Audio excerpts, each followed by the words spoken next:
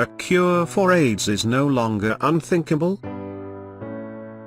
Not many years ago, the idea of defeating the resilient virus that causes AIDS was far-fetched. But as 18,000 people gather this coming week in Durban, South Africa, for the 21st International AIDS Conference, the prospect of a cure is plausible enough that it is attracting increasing amounts of money, scientific research and attention. Discussion of a cure will lead off the conference, which comes little more than a month after the United Nations committed to action to end the AIDS epidemic by 2030, despite formidable obstacles. Leaders of the global battle against HIV have described 2016 as a pivotal year in their effort. Achieving such a cure is one of the great scientific challenges ever undertaken, Françoise Barré-Sinoussi, one of the discoverers of the virus, told reporters in a news briefing. Our challenge is to take the science forward. Worldwide funding for research on a cure rose to $201.8 million in 2015, up 25% over the previous year and more than double the $88.1 million spent in 2012, 2 years after the International AIDS Society launched a program to achieve a cure. The vast majority of the money comes from governments around the world.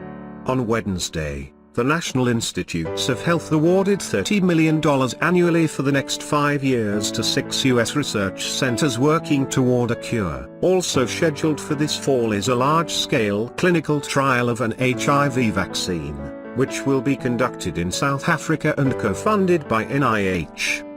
The two greatest challenges remaining in HIV/AIDS research are finding a cure and developing a safe and effective preventive vaccine, said Anthony S. Fauci, director of the National Institute of Allergy and Infectious Diseases, which is leading the vaccine trial.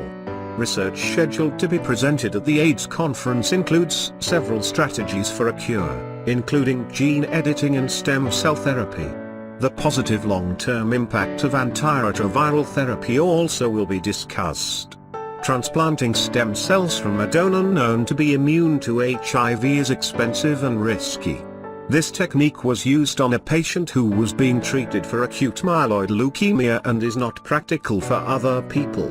But it did produce the one recognized cure in the history of the disease, according to a preview of the International AIDS Society's updated scientific strategy for a cure, which was published online Monday in the journal Nature Medicine. The hurdles to a cure include the adaptability and persistence of the virus. It took decades to turn HIV from a death sentence into a chronic, manageable disease through antiretroviral therapy, and few are willing to predict when a cure might be feasible. The suppressed virus can lay dormant for years but may re-emerge and cause infection if medication is halted.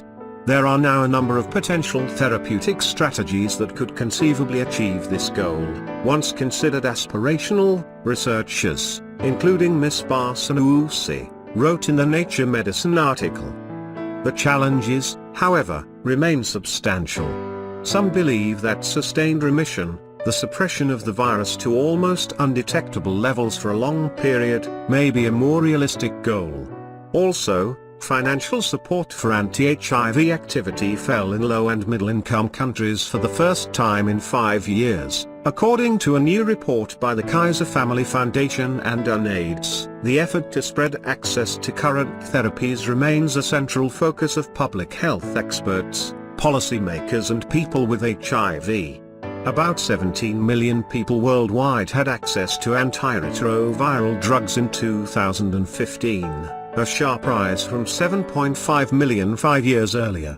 About 2 million people worldwide started on therapy last year, almost as many as the 2.1 million who were newly infected.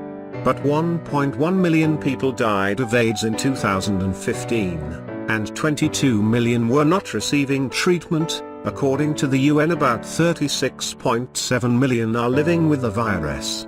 Roughly 2/3 of new infections occurred in sub-Saharan Africa.